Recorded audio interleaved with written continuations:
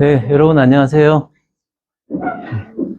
역시 수능 날이고 비가 오니까 길이 너무 밀리는 거예요. 뭐 평소보다도 조금 늦게 출발하기는 했지만, 그 숫자가 주는 압박감 있잖아요. 그 도착 시간 내비게이션을 지키는. 그게 상당히 크더라고요. 아무튼 열심히 달려왔는데 제가 작년부터 해서 구미도서관을 오늘까지 이제 22번째 오는 거거든요. 22번, 아니지. 24번 했고, 48번 중에 2번 남았으니까 45번째 오는 거다. 45번째 오는 건데 오늘 제일 늦었어요. 마음이 얼마나 급하든지. 예, 아무튼 그래도 잘 와서 다행이고, 조금 한 세팅하는 한 1, 2분 더 걸리긴 했지만, 예, 그래도 예, 감사합니다. 오늘 수능 날이라서 다들 좀 마음이 싱숭생숭하실 것 같아요. 아직 아이들이 어리기는 하지만 이제 그 입시가 1년이 또 다가와 더 땡겨졌다라는 그 심리적인 그런 부분들이 좀 있죠. 예, 그래서 어떻게 또 한번 아이를 잘 키워볼까 마음에 다시 한번 각오를 하고 다짐을 하시는 시간이 될 것 같은데요. 그래서 오늘은 주제를 이렇게 정했습니다. 초등 공부 습관이 평생을 좌우한다라고 얘기했는데요. 오늘은 제 책에 나오는 내용들을 가지고 좀 하면서 말씀을 좀 드리려고 해요. 자, 그래서 평생을 좌우하는 게 초등학교 공부 습관입니다. 네, 그래서 옛날에 그런 영화가 있었어요. 아놀드 슈왈츠제네거가 나오는 내가 배워야 할 모든 것은 유치원에서 배웠다. 그런 영화가 있었거든요. 예, 근데 그 아주 생활이나 우리 인생을 살아가는 기본을 만드는 시기가 초등학교인데요. 학교에서 우리가 이제 교육에 대해서 다시 한번 생각해 봐야 될 부분이 있는 게, 과연 우리가 아이들이 학교에서 배워야 되는 게 이런 지식적인 부분에 국한될 것이냐. 사실 대부분의 분들이 아이들의 공부를 지식적인 부분에서만 생각을 하거든요. 그래서 뭐 학원도 보내고 뭐 시험 성적 이런 데에 되게 관심을 많이 가지시지만, 실제적으로 학교에서 배우는 것들은 단순히 그런 지식적인 부분들만은 아니고요.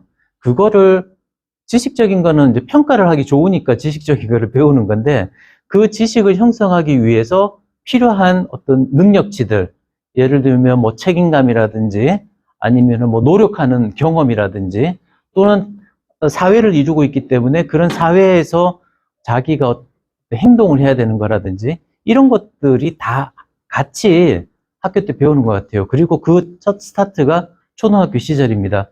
그래서 초등학교 시절에 어떻게 스타트를 제대로 하느냐에 따라서 중학교, 고등학교, 심지어는 성인이 되어서까지도 그런 어떤 생활적인 습관들이 다 자리를 잡는다고 볼 수가 있습니다. 그래서 가장 중요한 이 시기, 초등학교 시기, 과연 어떻게 보내야 될 것인지, 그런 것들을 한번 살펴보도록 하는 시간을 가지겠습니다. 자, 교육은요, 우리가 한자로는 이렇게 쓰고요. 예, 한자는 쓰고, 그 다음에 이제 영어로는 이렇게 쓰는데, 교육이 뭘까요? 아이들이 학교에서 하는 거는 공부만 하는 건 아니고 교육을 받는 겁니다. 공부는 뭐 교육의 한 분야겠죠. 그래서 교육이라는 어원을 한번 살펴봤는데요. 여기 이제 교육학을 하신 분들은 아마 그 첫 시간에 아마 배우셨을 거예요. 자, 교육은요, 한자로는 이렇게 씁니다. 가르칠 교자에 키울 육자를 쓰거든요. 그래서 가르치고 키우는 거예요. 가르치고 양육하는 건데, 가르치는 거는 누가 가르칩니까? 예, 선생님이 가르치죠. 교사가 가르칩니다. 네, 교사의 역할이에요. 그 다음에 키우는 거는요. 키우는 건 누구 역할이죠? 그렇죠. 부모의 역할입니다. 어머님들의 역할이에요. 그래서 교육을 제대로 하시려면 어머님만 제대로 해서 되는 것도 아니고 교사만 제대로 해서 되는 것도 아니고, 이 둘이 협력을 해야 돼요. 그런데 아시다시피 그 뭐 작년이었나요? 올해였나요? 올해 초였던 것 같은데 안타까운 소식이 많이 들렸었죠. 교사가 그 부모의 갑질을 견디다 못해서 극단적인 선택을 하고 하는 그런 안타까운 얘기가 있는데요. 그렇게 부모하고 교사가 손발이 안 맞으면 이 교육이 제대로 될 수가 없습니다. 가르치기만 한다? 키우기만 한다? 이렇게 해가지고는 제대로 된 교육이 될 수가 없겠죠. 예. 그래서 가르치고, 아이고, 양육하는 게 있고요. 영어로는 education인데 E가 그 밖으로라는 얘기예요. 뭐 exterior 바깥을 지정하는 거죠. 인테리어는 안쪽을 지정하는 거고 뭐 그런 expand 뭐 확장하다, 외연 확장하다 이런 뜻이죠. 그죠? 그래서 E라는 게 밖으로라는 뜻이고요. educate라는 게 이끌다라는 뜻이에요. 그래서 밖으로 이끌어내는 게 교육입니다. 그래서 이 모든 교육 과정을 제대로 이끌어가기 위해서는 여러분들이 객관적인 관점에서 한번 아이와 이야기를 해보시면 좋아요. 그게 어렵지 않습니다. 왜냐하면 다 아는 내용인데 조금만 다른 관점에서 보시면 돼요. 자, 예를 들어서 누군 것 같습니까? 다 아시는 분인데, 예, 사느냐 죽느냐 그것이 문제로다 라고 얘기했던 햄릿입니다. 햄릿은 다들 아시죠? 예. 자, 이거를 가지고요, 객관적인 관점에서 한번 살펴보자는 거죠. 우리는 4대 비국, 섹스피어의 4대 비국 중에 하나라고 알고 있고, 햄릿이 아버지가 독살당하고, 엄마는 그 아버지를 독살한 삼촌의 또 세부인으로 들어가고, 뭐 이런 굉장히 좀 혼란스러운 그런 상황에서 햄릿은 불쌍하기만 생각을 하는데요. 과연 햄릿은 불쌍한 사람인가? 한번 객관적으로 보자는 거죠. 햄릿은 자기가 자기 아버지의 유령을 만나죠. 그래서 사건의 전말을 다 듣습니다. 그래서 살인자가 누구인지도 다 알아요. 그런데 문제는 그 살인자가 지금 권력을 갖고 있는 왕이에요. 그죠? 그러니까 어떻게 합니까? 대놓고 당신이 내 아버지 죽였잖아. 나 다 알고 있어. 라고 대들지를 못해요. 연극만 합니다. 그 앞에서. 굉장히 찌질한 사람이에요. 오히려 자기의 그 답답한 화풀이를 누구한테 하냐? 가장 만만한 자기 애인 오피리아한테 화풀이를 하죠. 그러면서 오피리아의 오빠까지 죽여버리지 않습니까? 예. 굉장히 찌질한 사람입니다. 그런 관점에서 보자면, 객관적인 관점에서 보자면, 우리가 어떤 문학이라는 그런 어떤 스토리 라인을 따라가다가 보니까 뭐 4대 비극이라고 하고 하니까 이 사람이 좀 불쌍하게 생각할 수도 있지만 굉장히 찌질한 사람일 수도 있는 거죠. 또 다른 한편을 볼까요? 자, 이거는 무슨 소설인 것 같습니까?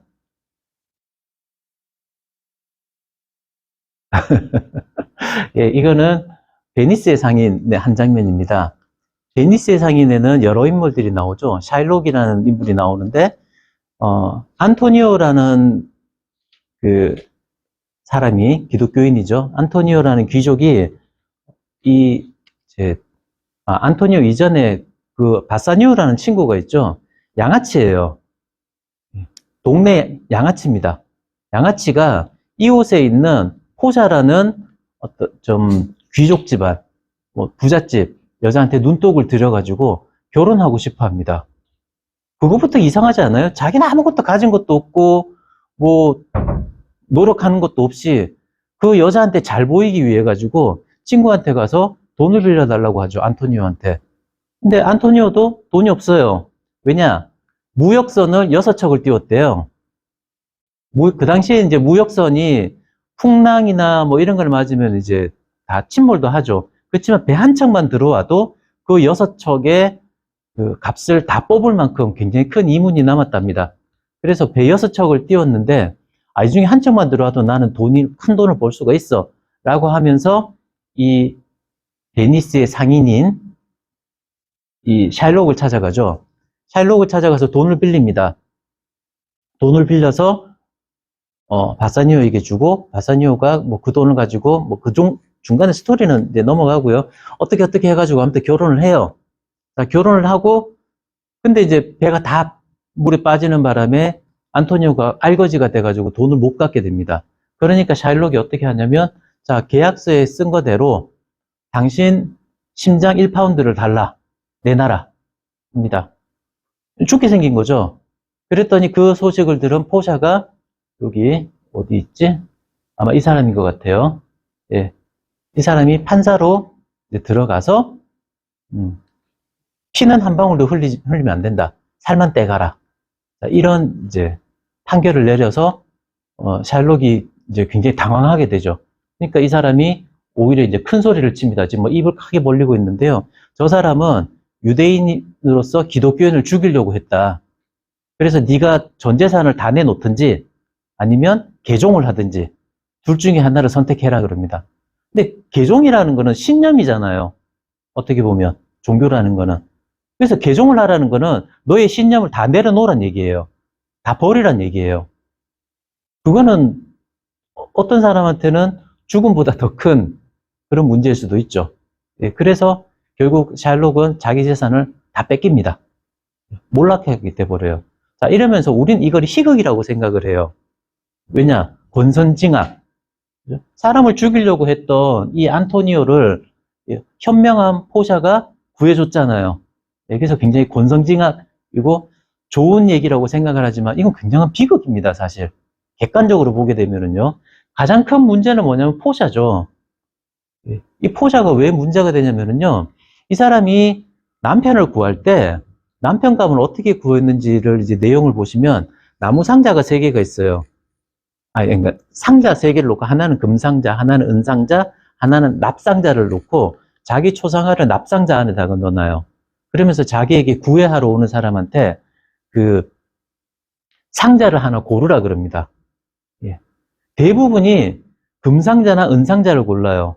당신같이 아름다운 사람이니까 분명히 금상자나 은상자가 당신의 초상화와 어울린다. 그러니까 그 상자 안에 자기 초상화를 넣어놨다고 얘기했거든요. 그래서 금상자와 은상자를 고르는데 이 바사니오는요, 이 몸종한테 이 뒷돈을 좀 찔러줬어요. 양아치잖아요. 뒷돈을 좀 찔러주고, 야, 어디 숨겨놨냐? 어디 넣어놨냐? 이랬더니 이 몸종이 또 돈을 받고는 납상자라고 딱 찍어준 거예요. 그래서 납상자를 골랐던 겁니다.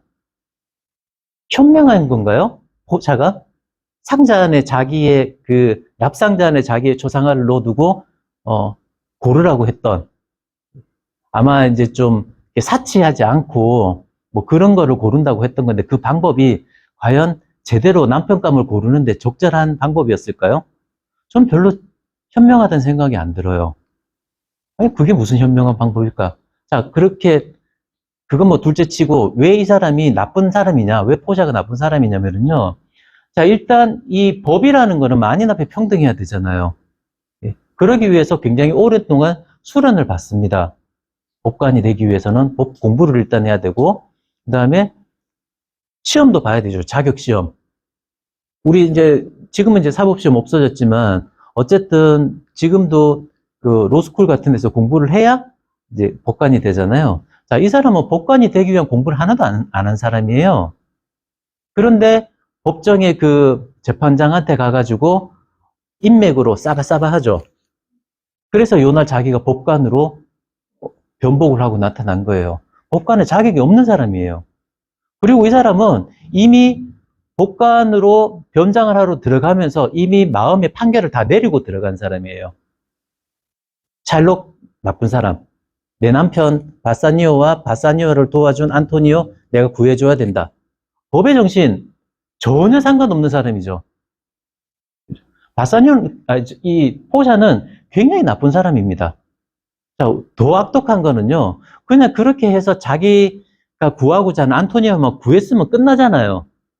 왜 굳이 개종까지 시키고 재산까지 몰수를 할까요? 아주 철저하게 밟아버리는 겁니다. 굉장히 나쁜 사람이죠.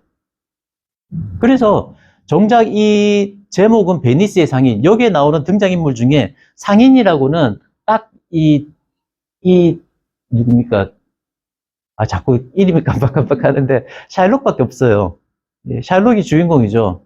그 샬록이 몰락하게 되는 결정적인 역할을 하는 사람이 포샤거든요. 그래서 지혜롭고 현명한 사람이 아니라 굉장히 나쁜 사람입니다.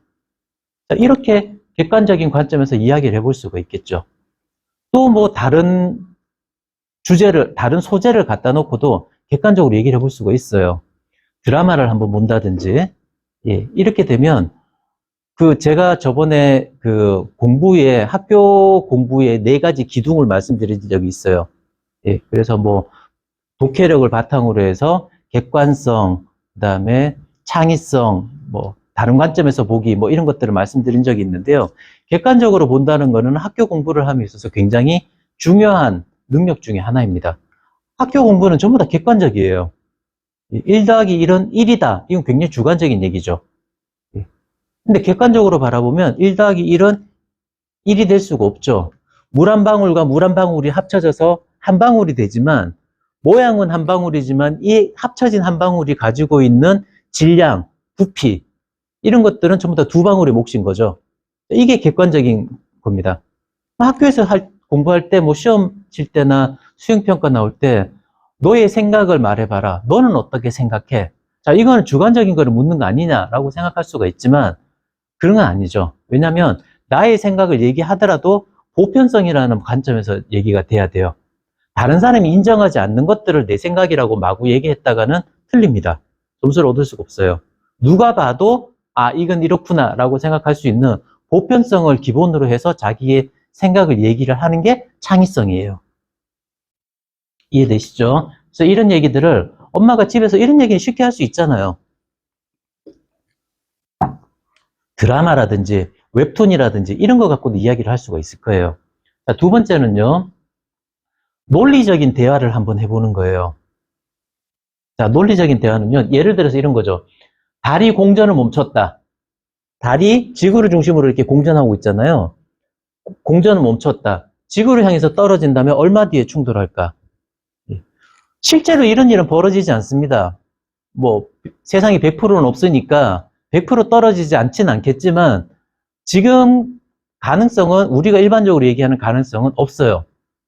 거의 없습니다. 제가 이 문제를 어떻게 생각을 했냐면은 작년인가요? 그 KT 올레 TV에서 문폴이라는 영화를 선전을 하더라고요. 달이 떨어진다는 거죠. 문폴. 그래서 이 문제를 한번 생각을 해봤는데요. 실제로 이런 일이 벌어지진 않지만 이런 어떤 내용을 가지고 만약 문폴이라는 영화를 봤다면 야 실제로 저 달이 떨어지게 되면 얼마 뒤에 충돌할까? 충돌하면 어떤 문제가 생기게 될까? 뭐 이런 것들을 한번 대화를 해보는 거죠. 저번에 제가 비디오로 한번 보여드렸던 거 미국의 그 유대인 가정에서 얘기했던 얘기들 있잖아요. 아마존에서 불이 났어. 우린 뭐 해야 돼? 아마존에서 불 난 거하고 미국에 사는 아이하고 무슨 관계가 있을까요? 그런 것들도 논리적인 대화를 가지고 이끌어 나가볼 수가 있다는 거죠. 이게 학교 공부가 전부 논리적인 공부라고 말씀드렸잖아요. 특히나 비문학은 전부 논리입니다. 그래서 이런 논리적인 대화를 평소에 해보시면 좋겠습니다. 자, 세 번째는요. 다양한 관점에서 보는 거예요. 다양한 관점에서 한번 이야기를 해보는 겁니다. 자, 이게 뭐냐면 리어왕입니다. 리어왕. 리어왕은 우리가 이 리어왕의 관점에서 전체 극을 보게 되면 굉장한 비극이에요. 그리고 리어왕은 정말 불쌍한 사람입니다. 재산 다 잃어버려, 권위 다 잃어버려, 또 딸들로부터도 다 버림당해. 불쌍한 사람이에요. 그런데 한번 다양한 관점, 즉 객관적인 관점에서 한번 살펴보면요. 리어 왕의 이 불행은 누가 자초했느냐면 리어 왕이 자초한 거예요. 여러분들이 리어 왕 읽으신 지 오래되셨으니까 잠깐 말씀을 드리면 리어 왕에게는 딸이 셋이 있습니다. 딸이 셋이 있는데요. 첫째 딸과 둘째 딸은 아부쟁이에요. 근데 아빠는 셋째 딸을 제일 사랑했어요. 코델리아인가요? 셋째 딸이? 이름이 잘 기억이 안 나는데 아무튼 그래서 내가 내 재산, 내 명예, 내 영토를 물려줄 테니까 나한테 사랑한다고 이야기를 해라 라고 딸에게 얘기를 합니다. 그러니까 첫째 딸, 둘째 딸은 정말 오글오글 간질간질한 그런 사랑의 표현을 해요. 이게 셰익스피어가 소설가가 아니고 극작가거든요. 그래서 이걸 보면 전부 다 그 극본으로 나와 있어요. 그래서 누가 뭐 A가 이렇게 얘기를 하면 B가 뭐 이렇게 얘기를 하고 이런 식으로 대사체로 이렇게 쭉 나와 있거든요. 보면 정말 오글오글합니다. 아, 아버지 뭐 보고 있어도 보고 싶은 아버지 뭐 이런 식으로 이게 제가 표현할 수 있는 최고의 사랑법인데 요새는 저희 와이프한테 이런 얘기해도 뭐 별로 감동을 안 받더라고요. 아무튼 첫째 딸, 둘째 딸은 그렇게 막 대놓고 그런 얘기를 합니다. 그런데 셋째 딸은요, 아버지 리어 왕이 셋째 딸한테 제일 많은 재산을 물려주고 싶어 해요. 그만큼 셋째 딸의 사랑 고백을 제일 듣고 싶어 합니다. 그런데 셋째 딸은 사랑 고백을 안 해요. 아버지, 그건 내가 말로 해야 알아요? 이런 식이에요. 딱 저희 아들 같아요. 예. 말로 해야 알아요? 평소에 나를 보면 모르겠어요? 뭐 이런 식이에요. 아니, 아버지가 그렇게 원하면 한마디 해주면 되잖아요. 근데 그런 말을 안 해요. 그러니까 아빠가 리어 왕이 열받습니다. 열받아가지고 셋째 딸한테는 재산을 안 줘요. 그리고 첫째 딸, 둘째 딸한테 재산을 주고 자기는 호위대 처음에 뭐 1000명이었나? 500명인가?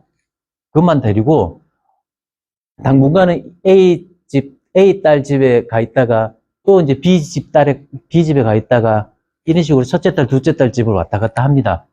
그동안에 셋째 딸은 어떻게 이제 또 극중에서 이렇게 해서 어디랑 또 결혼을 하게 되죠. 자, 이제 첫째 딸, 둘째 딸은 아버지가 이제 귀찮아요. 얻을 거 다 얻었거든요. 늙은 아버지가 귀찮습니다. 그리고 아버지가 데리고 있는 그 호위무사들, 월급들은 자기들이 이제 다 줘야 되잖아요. 그러니까 그 돈이 아까워요.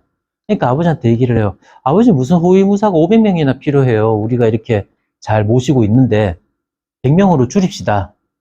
그래서 100명으로 줄여요. 그 다음에 둘째 딸 집에 갔더니 아버지 호위무사가 무슨 100명이나 필요해요. 20명으로 줄입시다. 20명으로 줄입니다. 결국 이렇게 줄이고 하다 보니까 결국 혼자 남게 돼가지고 그나마도 집에서 쫓겨나서 광야에서 죽게 되죠. 그때 셋째 딸이 그 소식을 듣고 이제 쫓아와서 아버지를 감싸고 울고 뭐 이렇게 해서 아버지는 셋째 딸 품에서 죽게 되는 그런 내용인데요. 자, 보시면 다양한 관점에서 한번 보죠. 셋째 딸의 이 고집은 누구한테서 왔을까요? 아버지한테서 온 거죠. 맞아요. 아버지가 딸에게 사랑 고백을 하라고 하는 것도, 면전에서 하라고 하는 것도 좀 우리 같은 사람이면, 야, 너 아들한테, 저는 이제 아들이 하나밖에 없는데, 아들한테 가서 아빠 사랑해? 아빠 사랑한다고 얘기해줘. 자, 이런 얘기 못하죠. 예. 딸들한테도 사실 좀 그렇게 얘기하기가 힘든데 아들한테는 더더구나 못합니다. 근데 이 아빠는 다 큰 시집간 딸들한테 당당하게 날 사랑한다라고 이야기하라고 요구를 합니다. 재산을 앞에 딱 놔두고. 그러니까 그 딸들이 사랑해서 사랑 고백하는 게 아니라 재산 보고 사랑 고백하는 거죠. 예. 아마 그런 분들이 있어요. 저도 주변에서 그런 분들을 좀 봤는데 죽을 때까지 자기 재산을 놓지 않고 이 재산을 믿기로 해서 자식들을 흔드는 부모가 있어요. 딱 리어왕입니다. 어쨌든 리어왕이 그 고집이 셋째 딸한테로 간 거예요.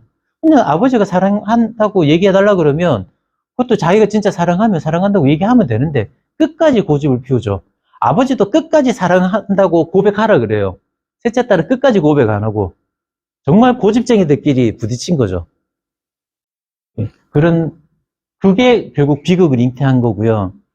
요거는 어, 안티고네예요. 안티고네는 다들 아시죠? 안티고네는 누구의 딸이냐면 오이디푸스 왕의 딸입니다. 오이디푸스 왕은 그 자기가 엄마랑 결혼했다라는 것을 알게 되고 너무 자괴감이 빠져서 자기 눈을 찔러버려요. 그래서 맹인이 됩니다. 그리고 전국을 떠돌아다닐 때 이 첫째 딸 안티고네가 아버지를 수발해서 같이 따라다녀요. 그래서 그리고 이제 아버지가 죽고 돌아왔어요. 돌아왔더니 나라 꼴이 어떻게 돼 있느냐? 삼촌이 왕이 돼 있어요. 삼촌이 왕이 돼 있다 보니까 이 안티고네 오빠가 둘이 있었거든요. 둘이 있다 보니까 둘이서 서로 내가 왕위를 가져야 되겠다라고 싸웁니다. 그러니까 둘이 싸우는 와중에 이제 삼촌이 왕이 된 거예요. 그래서 첫째는 그냥 순종해요. 에이, 삼촌이 왕이 됐네. 할 수 없지 뭐. 순종해요. 근데 둘째 오빠가 그 꼴을 못 봐요. 그래서 외세를 데리고 옵니다. 외국에 있는 군인들을 데리고 와요. 그거를 보고 삼촌이 대노하죠. 외세를 끌고 왔다고. 그래서 둘째를 죽여버립니다. 둘째 오빠의 시신이에요. 그리고는 이 반역자다. 국가의 반역자이기 때문에 얘의 시체를 거두는 사람은 똑같이 반역자로 취급해서 죽여버리겠다라고 공표를 하고 시체를 길바닥에 던져버립니다. 안티고네가 돌아와서 보니까 그 꼴이 난 거예요. 자, 그러면 안티고는 어떻게 해야 될까요? 시신을 그냥 길바닥에 던져두는 거는 천륜이 허락하지 않는 거예요. 당연히 우리가 혈연이잖아요. 혈육이라면 내 혈육이 죽어서 저렇게 길바닥에 처참하게 나뒹굴고 있고 뭐 동네 그 개들이 와서 막 뜯어먹고 이러면은 그 꼴을 그냥 두고 볼 수 있습니까? 하늘의 법대로 하자면은 가서 장사 지내줘야 돼요. 그런데 땅의 법은 어때요? 왕의 법이죠. 건드리면 가만두지 않겠다. 죽여버리겠다. 자, 하늘의 법을 따라야 될까요? 땅의 법을 따라야 될까요? 딜레마에 빠집니다. 자, 안티고네는 결론적으로 얘기를 하자면 안티고네는 하늘의 법을 따랐어요. 그 오빠를 저렇게 둘 수가 없어서 눈먼 아버지, 맹인 아버지를 모시고 평생을 따라다닌 사람이잖아요, 안티고네가. 그래서 오빠가 저렇게 처참하게 오빠의 시신이 굴러다니는 꼴을 못 보는 거죠. 네, 장사를 지내줍니다. 그랬더니 삼촌이 그래도 이제 조카 딸이고 그 심성을 아니까 예, 당장 죽이지는 못하게 옥에 가둬요. 예, 옥에 가둬놨더니 거기서 자결을 해버립니다. 이 비극이에요. 네. 자, 여기서 이제 안티고네가 이야기하는 건 그거죠. 우리가 하늘의 법을 따를 것이냐, 땅의 법을 따를 것이냐. 지금 세상에서 벌어지고 있는 많은 일들이 그렇지 않습니까? 우리가 시위를 하는 사람들이 많이 있잖아요. 얼마 전에 뭐 민노총 이런 데서 또 시위도 하고 했는데 이미 법은 있어요. 어떤 뭐, 시위에 관한 법률, 이게 뭐 좋은 법이다, 나쁜 법이다, 이거를 제가 말씀드리려고 하는 게 아니라 이미 땅의 법은 있다는 거죠. 땅의 법은 있는데, 과연 이 법이 제대로 작동되지 않는 법이라면, 과연 내가 생각하는 옳은 법, 하늘의 법을 따라가야 될 것이냐, 아니면 그대로 땅의 법을 따라가야 될 것이냐, 이런 딜레마에 빠질 수 있다는 게 안티고네에서 얻을 수 있는 이제 그 교훈이라고 할 수 있습니다. 자, 여기서 얘기하는 것들, 지금까지 얘기했던 것들이요, 전부 인문학이에요. 그죠? 인문학입니다. 인문학이 어려운 게 아니고요. 인문학은 전부 다 사람에 관한 학문이거든요. 인문학 얘기 나와서 잠깐 말씀드려보는데, 제가 어느 날 인문학 공부를 하다가 궁금한 게 생겼어요. 지금까지 사람으로 태어난 사람은 전부 몇 명일까?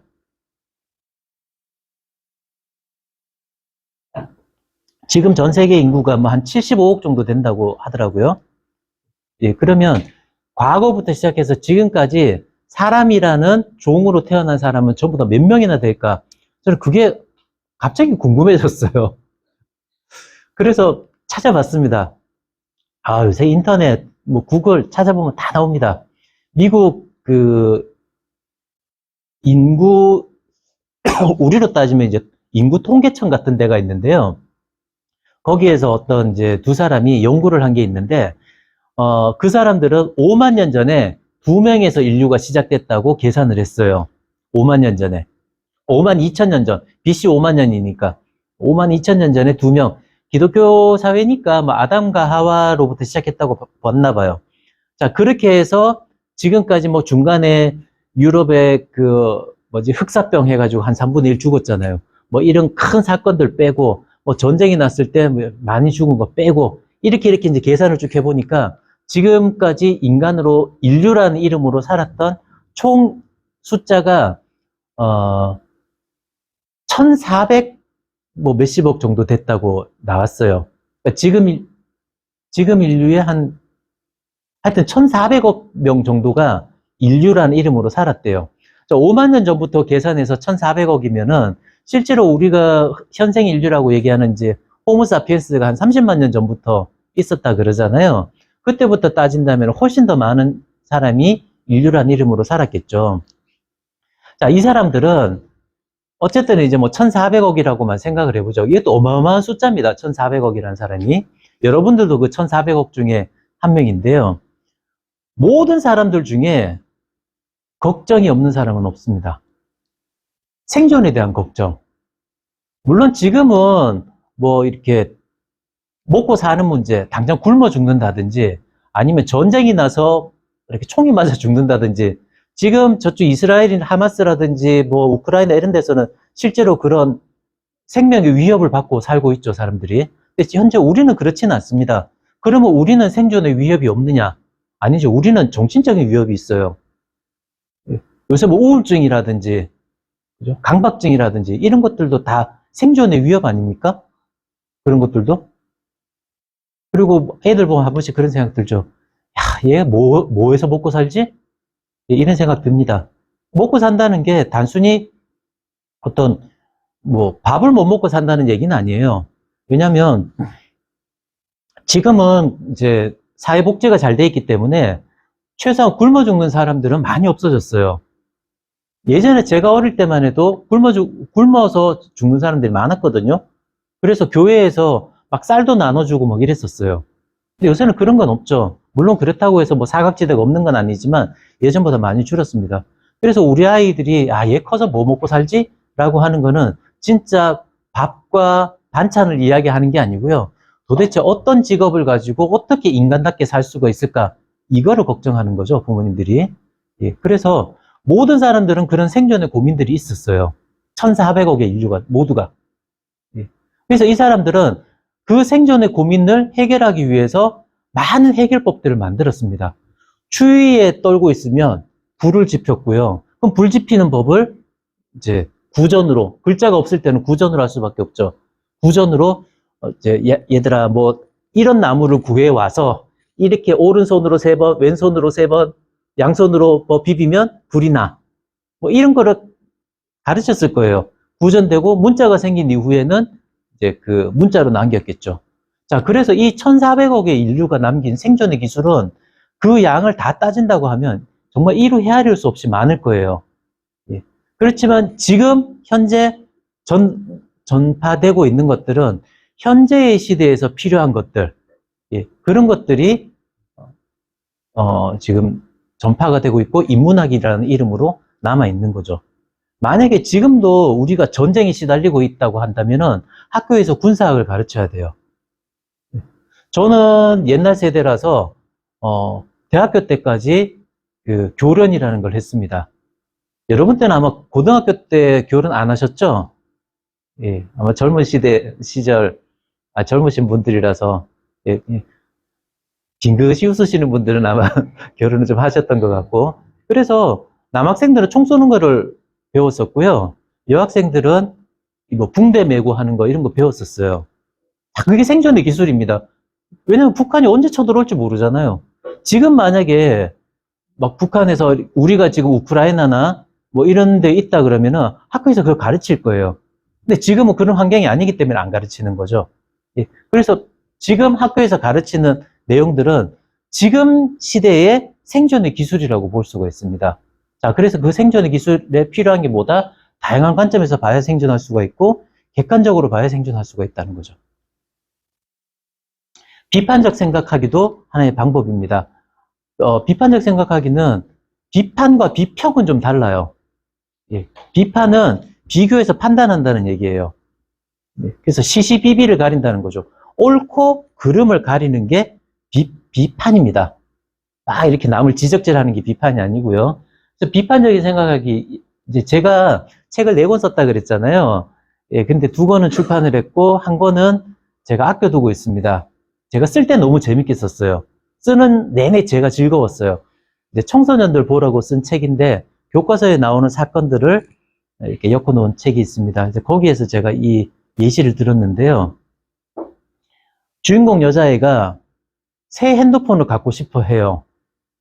그러면서 엄마한테 이렇게 얘기하죠. 엄마 핸드폰 새 거 사주면 나 정말 공부 열심히 할 거야. 지금 핸드폰 너무 낡아가지고 이거 뭐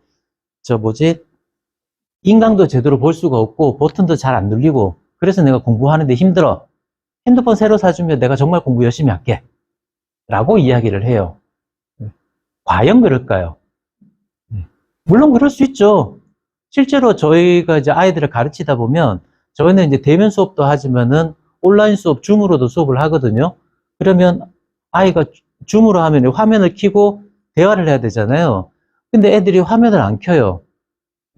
왜 화면을 안 켜냐 그러면 온갖 핑계가 난무합니다.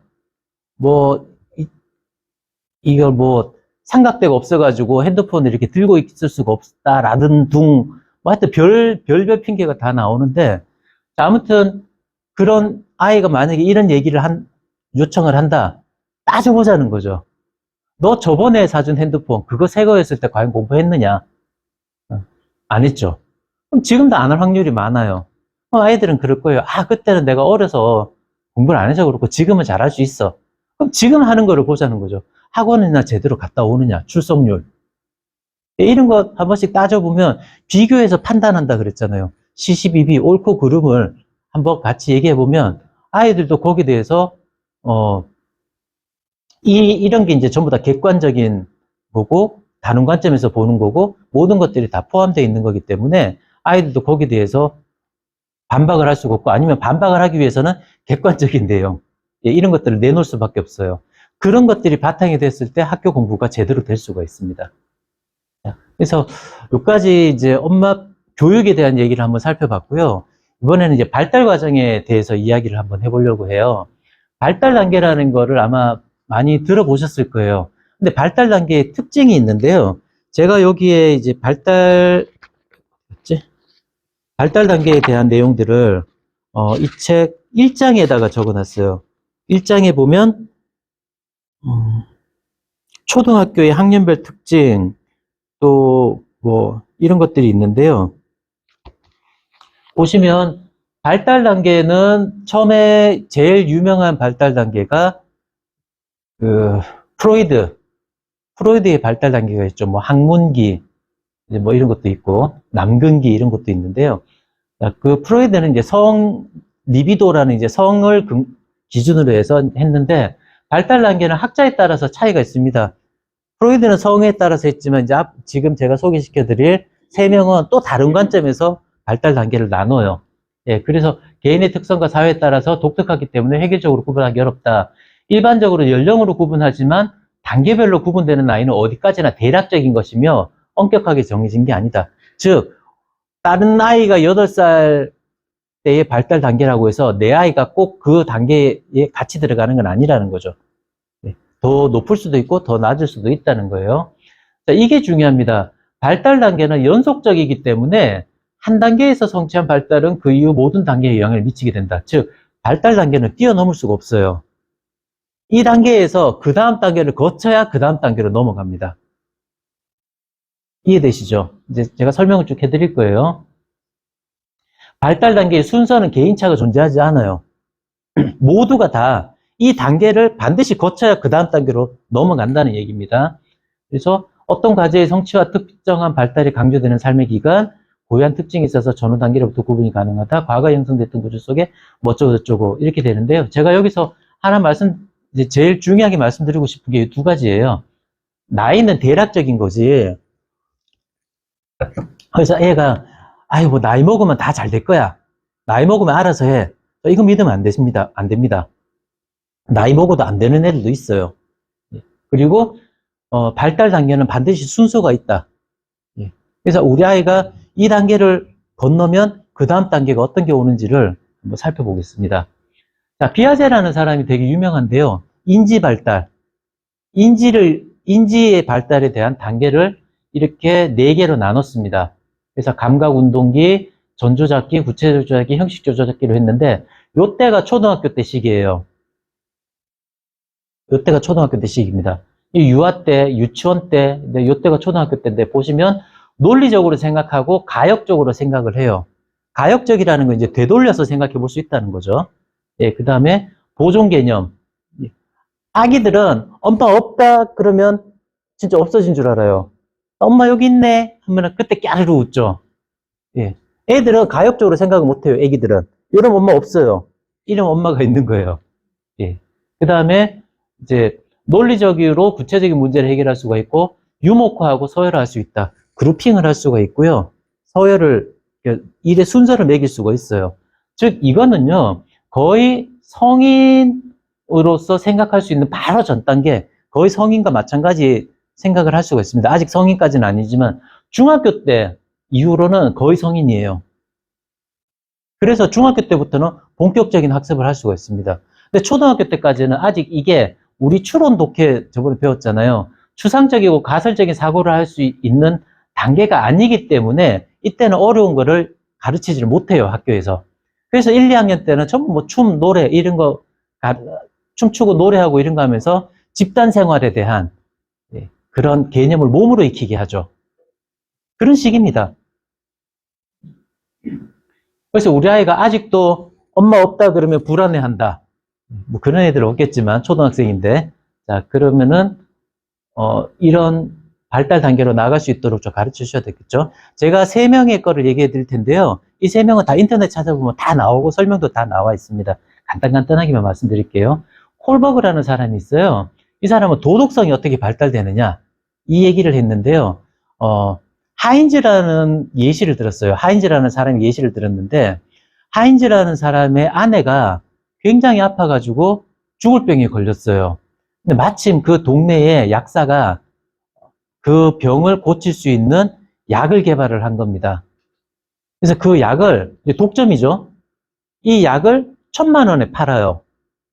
근데 하인즈가 자기 이제 와이프를 병을 낫게 하기 위해 가지고 막 있는 재산 다 팔고 옆에 사람들한테 막 딱 돈을 꿔보기도 하고 했는데 500만 원밖에 마련이 안 되는 거예요. 그래서 그 약사한테 500만 원을 들고 가서, 선생님, 내가 어떻게든지 돈을 다 갚을 테니까 일단 사람을 좀 살리고 봐야 되지 않겠습니까? 500만 원 외상으로 해주시고 약 좀 주세요. 했는데 약사가 매몰차게 거절을 해요. 이 약은 만드는 데는 재료비가 100만 원밖에 안 들어요. 그러니까 500만 원 받아도 이 사람은 400만 원 이익이기는 해요. 근데 안 받아들여 줍니다.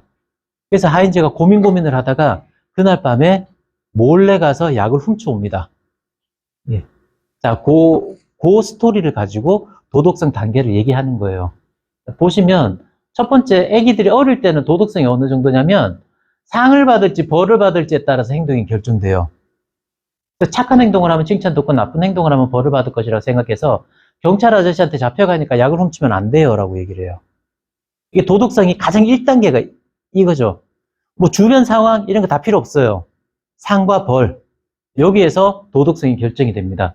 두 번째는요, 여기서 조금 이제 도덕성이 발달을 하면은 아내의 생명을 구하기 위해서 약을 훔쳤으니까 괜찮아요 라고 이야기하는 도덕 단계까지 갑니다. 세 번째는 타인과의 관계를 좋게 유지할 수 있는 행동은 좋은 행동이라고 생각합니다. 사람들은 도둑질이 나쁘다고 하니까 약을 훔치면 안 돼요. 자, 이때는 약을 훔쳐도 괜찮다 그랬잖아요. 근데 이때는 약을 훔치면 또 안 된다고 합니다. 그만큼 도덕성이 발달한 거죠. 이제 사회성이 생긴 거죠. 학교에서 이렇게 배웠어요. 네 번째는요, 개인보다는 전체를 위한 법과 질서를 우선시해서 약을 훔치는 것은 법을 어기는 거니까 나쁜 일입니다라고 생각을 합니다. 자, 대부분의 사람들이, 여러분이나 저나 마찬가지지만 대부분의 사람들의 도덕성이 어느 수준에 머무르냐, 요 인습 단계, 요 정도에서 끝납니다. 더 발달되는 거는 굉장한 좀 도 닦으신 분, 소련이 되신 분, 이런 분들이 이 다음 단계로 넘어가요. 사회적 요인에 따라 법이 바뀔 수 있다고 생각합니다. 약을 훔친 것은 정말 잘못된 행동이지만 아내의 생명을 구하기 위해서니 정상 참작을 해줘야 돼요 라고 생각하시는 분도 있고요. 뭐 이제 사람의 생명은 그 무엇보다 소중하기 때문에 자신이 선택한 도덕 원리에 따라 한 양심적인 행위는 곧 도덕적인 행위가 된다. 자, 이래서 우리 뭐 적절한 비유인지는 모르겠습니다만은 양심수 같은 사람들 있죠. 한 몇 년 전인가요? 꽤 오래된 것 같은데 그 정치적 양심수 해가지고 북한에 대한 그 북한을 추종하는 거를 하는 사람들을 이제 그 국가보안법으로 감옥에 넣어놨는데도 자기 마음을 바꾸지 않아서 그 양심수들을 북한으로 보낸 적이 있었어요. 뭐 그런 것들이죠. 뭐 그게 적절한 예인지는 제가 잘 모르겠습니다만은 아무튼 도덕성 발달 단계가 이렇게 되는데 아이가 어리면 아마 요 단계 될 거고요. 점차 자라면서 요런 단계로 발달을 해 나갈 겁니다. 자, 1단계에서 갑자기 5단계로 뛰진 않아요. 이런 단계를 쭉 거쳐서 나가게 될 겁니다. 그 다음에 에릭슨이라는 사람이 심리 사회적 발달 단계를 이렇게 굉장히 길게 나눠놨는데요. 뭐 이렇게 쭉 되는데 지금 초등학년기 때 보면 근명성 대 열등감을 느껴요. 중요한 관계는 또래 집단과 교사입니다. 이제 아동기 때는 가족이 중요했는데요. 가족보다도 또래 집단, 친구가 더 중요하고 선생님이 더 중요해요. 네. 엄마 말 안 듣습니다. 친구가 하는 말이 더 중요하게 생각이 돼요. 청소년기가 되면 더 하겠죠. 애인, 남자친구, 여자친구. 이게 더 중요하게 됩니다. 그래서 근면선대 열등감은 뭐냐면요. 한마디로 얘기하자면 성공의 경험이에요. 내가 공부를 했어. 그랬더니 좋은 결과가 나왔어.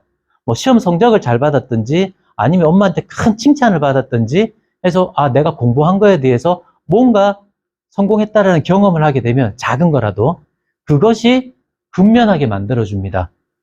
내가 더 공부를 해야 되겠구나. 근데 내가 이래 성공의 경험이 없어요. 공부를 했는데도 성적이 안 나와. 공부를 했는데 엄마한테 혼나.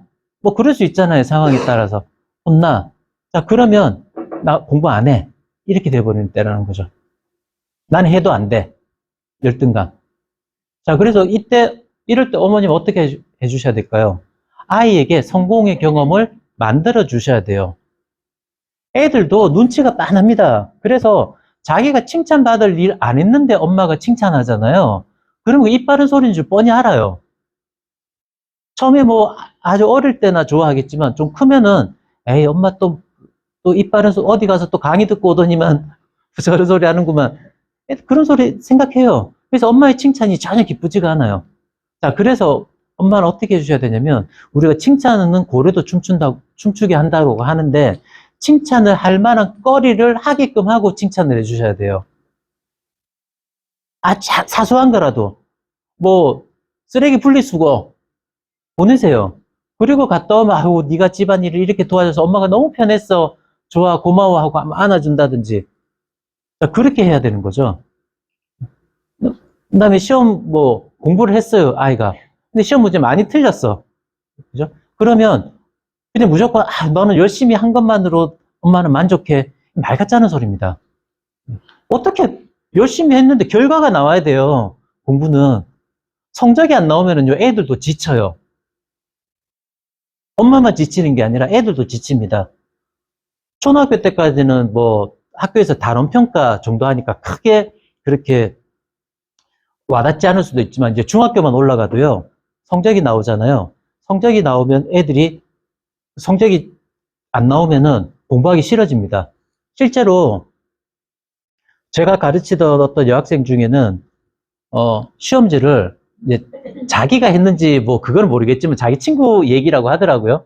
항상 뭐 그렇잖아요. 뭐 내 친구가 어떤 남자랑 사귀었는데 뭐 그 남자가 이렇대 뭐 이런 얘기 꼭 친구를 빗대서 얘기하지만 결국은 본인 얘기잖아요. 그래서 이것도 본인 얘기인지 모르겠지만 시험 성적이 너무 형편없이 나온 거예요. 시험지를 화형식을 했답니다. 불태워 그랬대. 꼴도 보기 싫은 거예요. 자, 왜 꼴도 보기 싫을까? 엄마가 그렇게 만든 거죠. 엄마가 아이들은요, 본능적으로 자기의 생존에 가장 중요한 사람이 엄마라는 거 알아요. 근데 이 엄마가 자기 성적을 보고 분노해요. 너 공부 이렇게밖에 안 했어? 성적이 왜 이따위야? 분노하죠. 그러면 이제 아이는 자기 스스로가 밉습니다. 내가 가장 사랑하는 엄마를 분노케 하는 나의 실력. 그래서 그 실력을 나타내는 시험지를 불태워버리는 거예요. 자, 그래서 이런 아이들에게는요, 너무 많은 과목을 추천하면 공부하라 그러면 안 돼요. 처음부터. 그러니까 여기에도 지금 이제 제가 나눴는데 총체적으로 문제가 있는 아이, 뭐 여기에 대한 질문이 있거든요. 근데 그런 거 보면은 제가 그렇게 써놨습니다. 뭐 국영수 사과 전체를 다 건드리지 말고 아이가 가장 만만해 하는 거, 가장 성공할 수 있는 거, 그거부터 먼저 공부를 시키는 거죠. 그러면 다른 과목은 뭐 10점 받아오는데 이건 한 50점 받아오는 거예요. 그러면 칭찬할 수 있는 비교거리가 생기잖아요. 그럼 야, 너 잘했다 이거. 딴 과목은 10점인데 너 국어는 50점이나 받아왔네? 너 국어에 무슨 재능이 있나 봐. 국어를 우리 조금 더 해보자. 더 잘할 수 있는 거를 잘하자. 라고 하면 이미 이제 성공의 경험을 한번 하잖아요.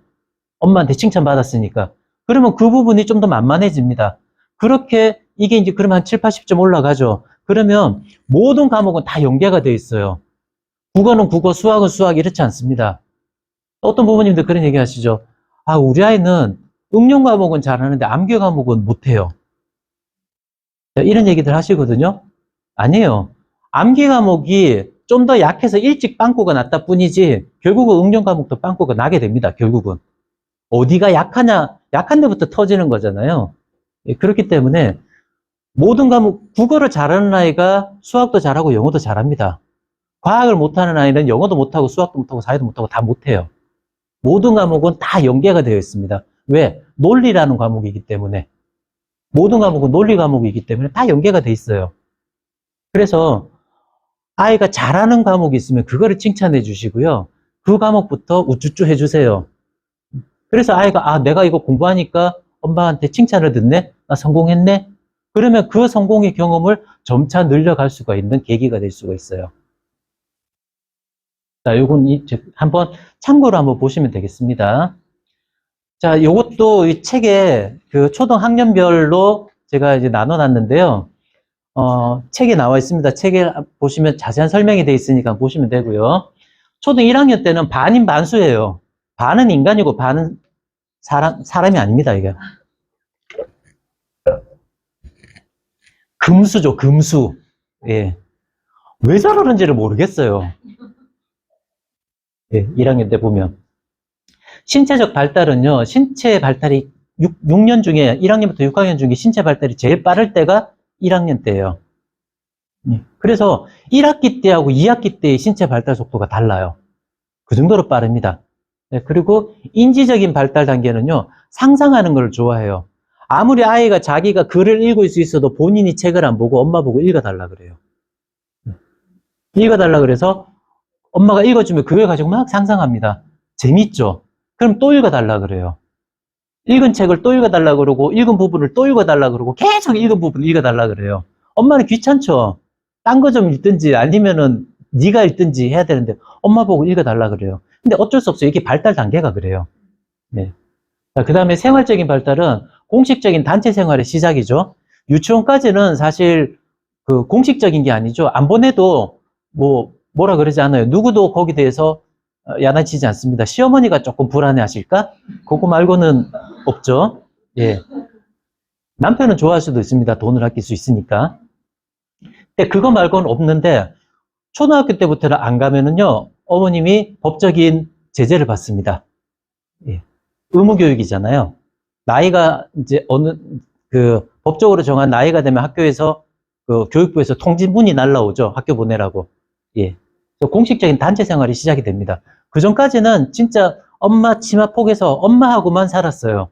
가족하고만 살았어요. 근데 이제 본격적으로 나와서 사회생활을 시작하게 됩니다. 초등학교 때부터. 자, 이때 엄마가 뭘 해줘야 되냐? 엄마의 모범적인 생활, 주변 현상에 대한 관심, 긍정적인 가치관을 심어줘서 단체 생활에 적응할 수 있도록 해주셔야 돼요. 네. 책을 한번 참고해 주시기 바랍니다. 2학년 때는요, 이제 친구를 만들기 시작해요. 그래서 학교 끝나고 집으로 바로 안 와요. 꼭 친구들하고 놀다 옵니다. 아니면 친구네 집에 갔다 오든지, 친구 생일 파티 가고, 이런 걸 많이 해요. 신체적 발달은요, 에너지 분출 의지가 강해요. 잠시를 가만히 있지를 못합니다. 남자아이들 같은 경우는 막 승부욕이 들끓어 올라요. 그래가지고, 저희 아이도 좀 이런 게 있었는데, 축구를 한번 시켜봤거든요. 축구를 시켰더니, 보통 이제 축구는 자기 포지션이 있어가지고, 여기 있고 저기 있고 해서 막 패스를 이렇게 해야 되잖아요. 이때 아이들은 그런 거 배우지도 못하고 하니까, 공 가는 대로 우르르 몰려다닙니다. 우르르 몰려다니는데, 저희 아이는 공 가는 거하고 반대쪽으로만 가요. 사람 많은 데를 싫어해가지고, 몸 부딪히는 거를 싫어해서 애들이 우르르 가면 자기는 혼자 이쪽에 떨어져갖고 말만 막 방방 뛰고 혼자 진짜 처음부터 끝날 때까지 공 한 번 만져보지 못하고 끝난 경우가 태반이었어요. 그런데 그 축구장에서 제일 떠들어요. 좀 부끄러웠어요, 좀. 근데 그런 의지가 강합니다.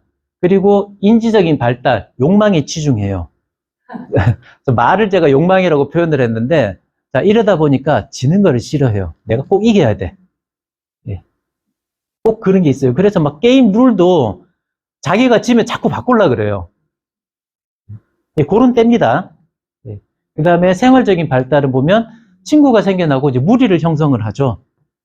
그래서, 예, 그런 때고, 그 다음에 엄마는 이제 어떻게 도움을 주셔야 되냐면, 칭찬을 해줘서 자신에 대한 긍정적인 마인드를 갖게 해주셔야 되는데, 아까 말씀드린 것처럼, 칭찬할 거리를 만들어 던져주고, 그리고 칭찬해 주셔야 돼요. 아무것도 없는데 칭찬한다. 야, 너 잠을 이렇게나 많이 자다니. 어? 야, 어떻게 하루에 18시간을 잘 수가 있지? 우리 기네스 한번 도전해 볼까? 이런 거 칭찬해 주시면 안 돼요. 예. 하여튼 칭찬할 거리를 던져주고 칭찬할 거리를 한번 찾아보십시오. 3학년 때는 이제 사회성과 지적 호기심이 왕성해집니다. 왜냐면 이때부터 이제 3학년 때부터 본격적인 공부가 돼요. 1학년, 2학년 때는 뭐 학교에 가도 별로 공부를 합시고 할 게 없어요. 그냥 숫자나 배우고 글자나 배우고 나머지는 대부분 춤추고 노래하고 뭐 만들기 자르고 이런 거 합니다. 그런데 이제 3학년 때가 되면 본격적으로 펜을 잡고 공부를 하기 시작하죠. 신체적인 발달이 이제 개인적 차이가 점점 발생을 해요. 키가 큰 아이들은 쑥쑥 크고 안 크는 애들은 그대로 있어가지고 키 차이가 확 드러납니다. 그다음에 막 성장판이 계속 열려 있어가지고 막 성장통 앓는 아이들도 있고, 저는 성장통도 아닌데 왜 이렇게 무릎이 아픈지 모르겠어요. 비가 와서 그런가? 자, 인지적 발달은 교과에 대한 이제 지적 호기심이 발달을 합니다. 요때 잘해주셔야 돼요.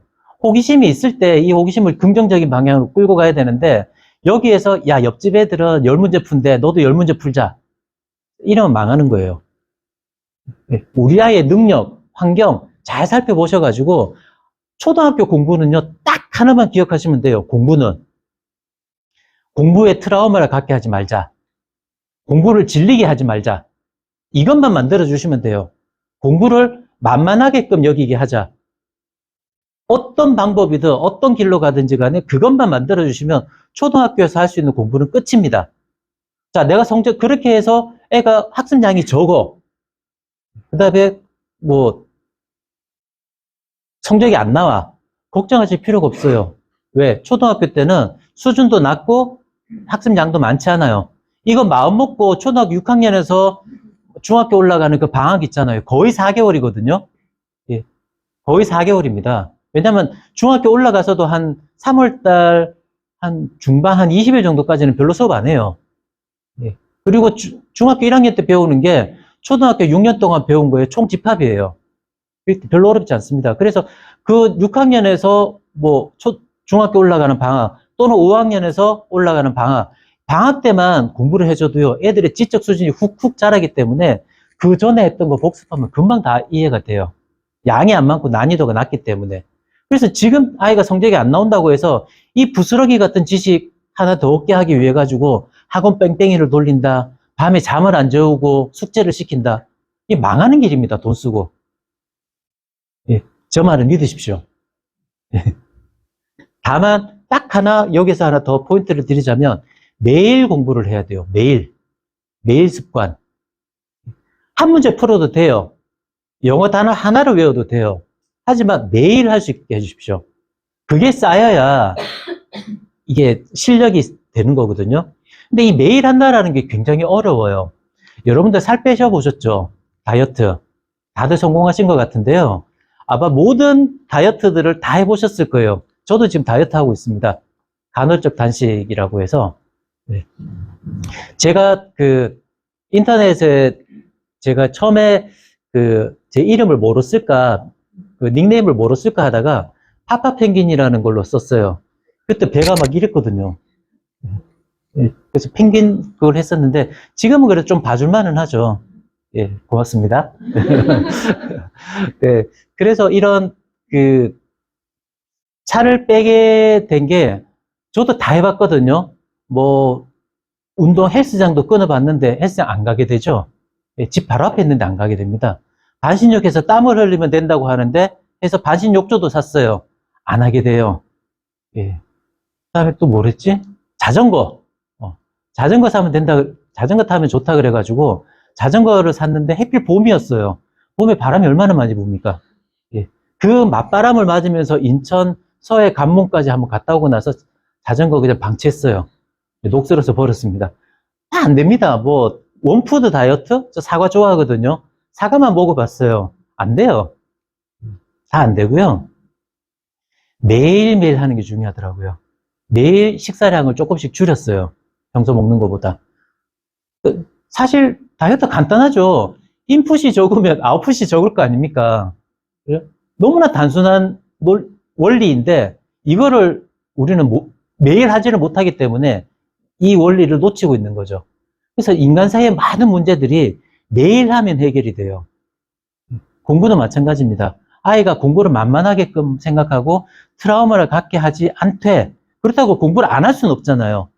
조금씩이라도 매일 해주셔야 돼요. 특히나 수학 같은 거는 매일 한 문제라도 풀지 않으면 감각을 잃어버립니다. 초등학교 때까지는 큰 문제가 안 되겠지만 중학교 올라가게 되면 한 2, 3일만 수학 안 하잖아요. 예, 그러면 2, 3일 후에 수학 푼다고 문제집을 딱 피면은 감이 떨어져요. 예, 그런 문제가 생기거든요. 그래서 초등학교 때부터 어렵지 않잖아요. 양도 안 많잖아요. 매일 아이가 어떤 부담을 갖지 않고 할 수 있는 학습 양을 정해가지고 그거를 여기 나와 있는 공부 약속으로 만드세요. 계약서를 쓰세요, 아이하고. 예, 공부 약속을 해가지고 이거를 지키면 상을 주고 안 지키면 벌을 주고. 큰 소리 칠 필요도 없죠. 왜? 약속을 한 거니까. 약속을 안 지키면 신용불량이잖아요. 그죠? 그러니까 나도 네가 이거 다 하고 공부 약속한 거 얼마 되지도 않는 거 이거 다 하고 네가 상을 받고 노는 거를 보는 게 더 좋아. 근데 어떡하겠어? 너랑 나랑 사인하고 여기 약속했잖아. 엄마는 너한테 벌을 줄 수밖에 없어. 엄마도 안타까워. 다음에는 네가 꼭 약속을 지켜서 상을 받아갔으면 좋겠어, 엄마도. 자, 이렇게 얘기하시면 돼요. 큰 소리 치면서 네가 어쩌고 저쩌고 이렇게 얘기하실 필요 없다는 거죠. 이해되시죠? 또 옆으로 샜네요. 자, 3학년 때는 이제 이렇게 한번 해주시면 되고요. 4학년 때 드디어 이제 사춘기가 시작이 됩니다. 신체적 발달은 이제 2차 성징이 드러나기 시작하죠. 예. 그래서 뭐 여자아이들 같은 경우 특히나 이제 신체적으로 많이 변화가 있기 때문에 좀 놀라는 아이들도 있죠. 그다음에 인지적 발달은 학습이 점점 어려워집니다. 아이들이 수포자가 언제 가장 먼저 생기냐면요.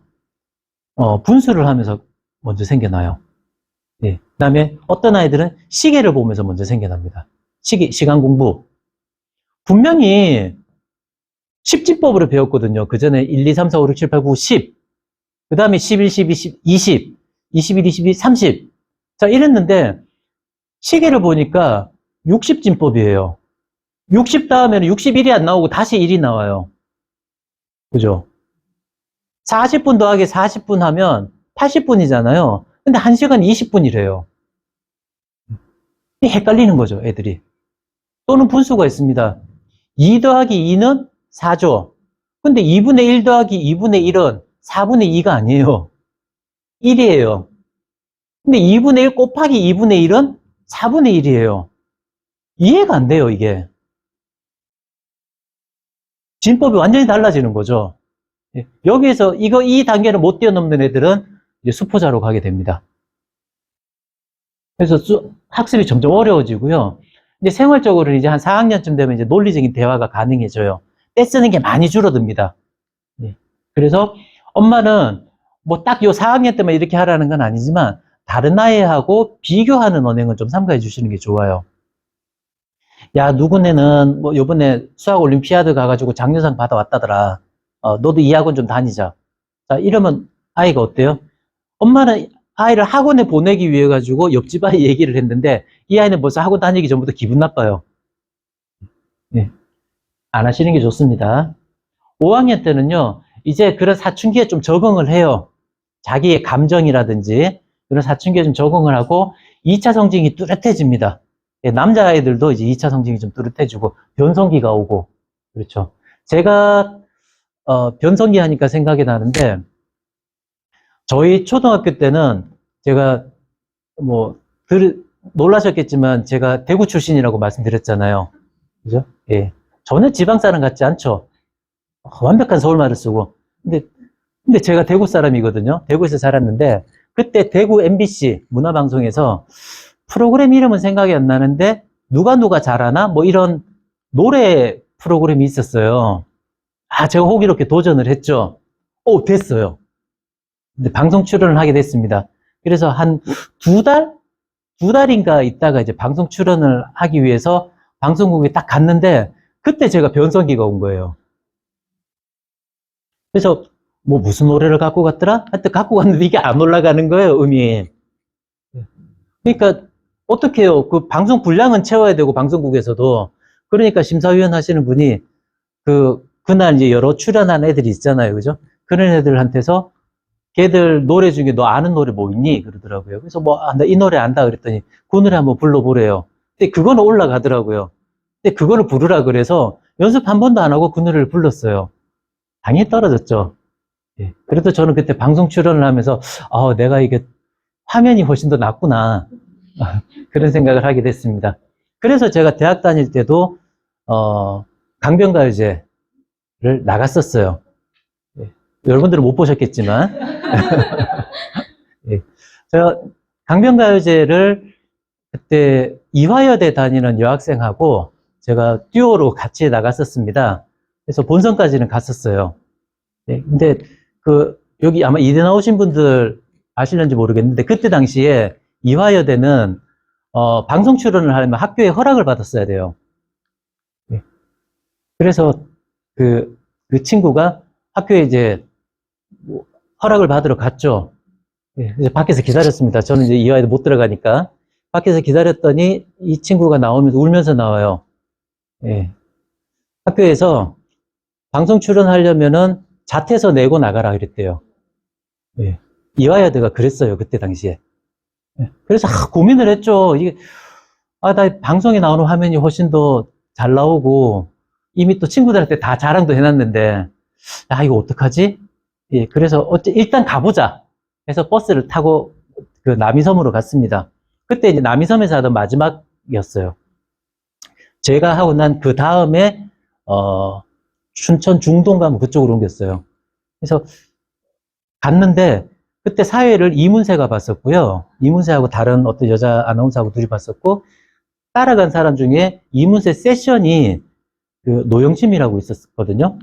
예. 근데 노영심이 그때 아직 노래 발표 안 하고 뜨기 전이라서 세션만 했던 당시인데 노영심이 2대였어요. 그래서 제 앞자리에 앉았었거든요. 이 친구가 언니 하고 가가지고 이제 막 얘기를 한 거죠. 했더니 노영심이 우리 학교 그렇지 알았어. 그리고 이제 오빠 하면서 이제 이문세한테 가고 또 삽삽 한 거죠.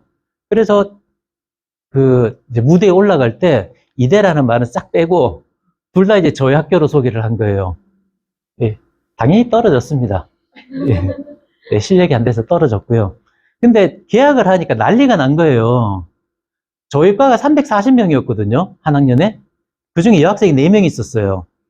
저는 졸업할 때까지 우리 과에 여학생 얼굴도 본 적이 없어요. 제 친구들도 다 마찬가지죠. 가나다 순으로 해가지고, 이름 가나다 순으로 해서 섹션을 이렇게 나눴었거든요. 그때 5개인가 6개인가 나눴는데, 그러다 보니까 다 모르는 거예요. 이제 계약해갖고 학교 가니까 친구들이, 야, 걔 우리 학교에 맞아?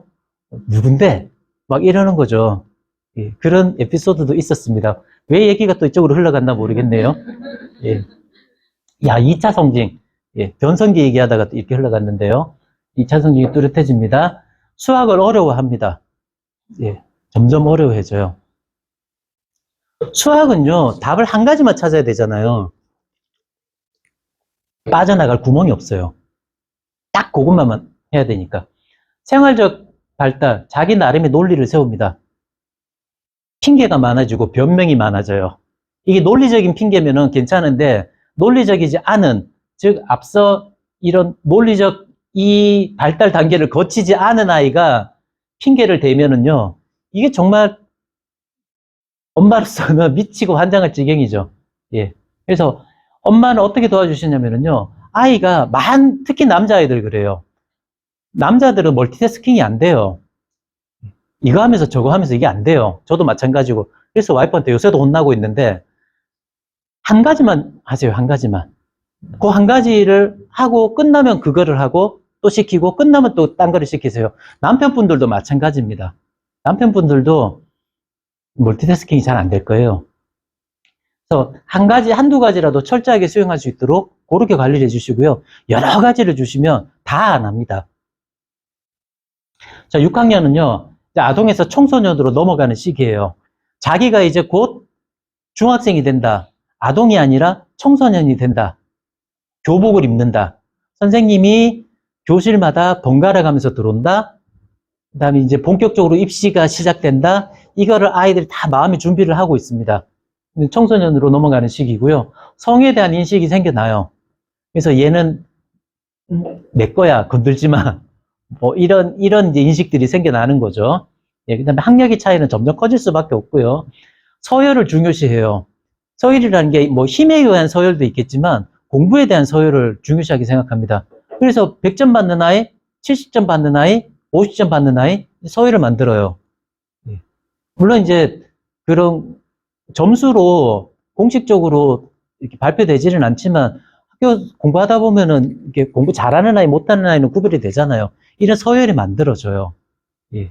그래서 엄마가 본격적인 공부를 시작할 수 있도록 마음의 준비를 시키고 그 준비라는 게 6년 동안 시켜온 거예요, 결국.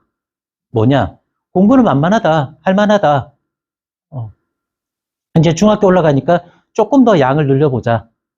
뭐 이런 식으로 얘기를 해주시면 되겠죠.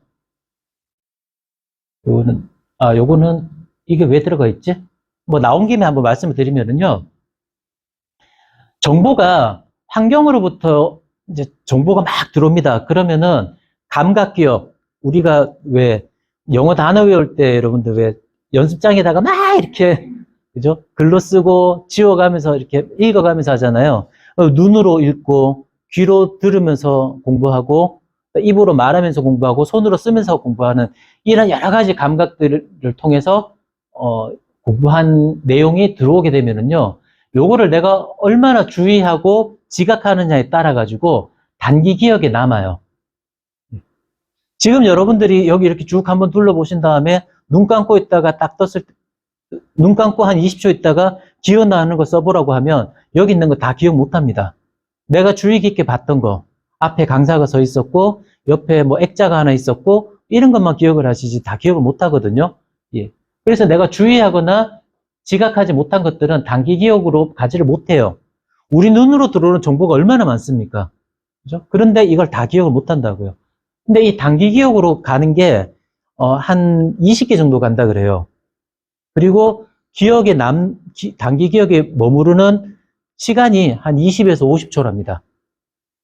그래서 이 단기 기억에 있던 것들을, 그러니까 내가 공부를 해도 이 응고화, 부호화, 인출, 뭐 응고화, 부호화 이런 걸 하지 않으면 장기 기억으로 가지를 못하고 전부 망각되는 거예요. 잊어버리는 거예요. 그러면 이 응고화, 부호화가 뭐냐면 이제 시연을 하는 거죠. 리허설.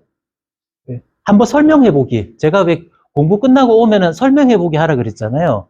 이게 장기 기억으로 넘어가게 하는 내용이에요. 부호화. 자기만의 이미지를 만들어 보는 거죠. 자기만의 이미지를 만들어서 그거를 부호로 인식하는 거. 그렇게 되면 장기 기억으로 넘어가기 때문에 한 번 공부로 끝나는 겁니다. 이런 뭐 정보 처리 이론이라는 게 애킨슨과 슈프린이라는 사람이 했다라는 게 있었고요. 자, 그래서 제가 초등학교 때 가장 중요하게 생각하는 교육 방법이 일기쓰기입니다. 일기쓰기는요, 생활의 나열이 아닌 자세한 관찰을 하도록 유도하는 게 좋아요. 아이들 일기 쓰라 그러면 어떻게 해요? 생활 나열을 해요. 오늘은 만두를 먹었다, 뭐 맛있었다. 자, 다음날은 뭐 쓸까요? 오늘은 피자를 먹었다, 맛있었다. 그 다음날은 오늘 갈비찜을 먹었다, 맛있었다. 아무 의미가 없어요. 자, 그런데 자세한 관찰을 하도록 유도하는 게 좋습니다. 뒤에 보여드릴게요. 여기에 다 나와 있습니다. 이 책에 샘플들도 다 나와 있으니까 보시면 되고요. 자, 일기를 쓸 때 문법, 맞춤법, 띄어쓰기 이런 거에 얽매이지 마세요. 우리 글씨 쓰기 연습하는 거 아니잖아요. 일기라는 게. 그죠? 이거는 학교에서 배우면서 차츰차츰 이게 되기 때문에 일기 쓰기를 받아쓰기 같이 생각하시면 안 돼요. 예. 그리고 소재 이런 거에 얽매이지 말고 자유롭게 쓰게 하세요. 그래야 애가 일기를 자유롭게 쓰지, 뭐 글씨도 똑바로 써라, 띄어쓰기 똑바로 해라 이러면 애한테 이게 공부가 돼버려요. 하기 싫은 게 된다고요. 얽매이지 말고요. 학습과 연관되는 일기 쓰기면 더 좋아요. 수학 일기, 사회 일기 이런 거면 더 좋고요. 자신의 감정을 참 좋았다. 이거 안 돼요. 어떻게 좋았는지 좀 더 구체적으로 그렇게 쓰게 되면 어휘력도 풍부해지고 자기가 이제 나중에 아이가 점점 크면 클수록 자기 감정을 다스릴 때 글쓰기가 굉장히 유용한 도움이 됩니다. 자, 볼까요?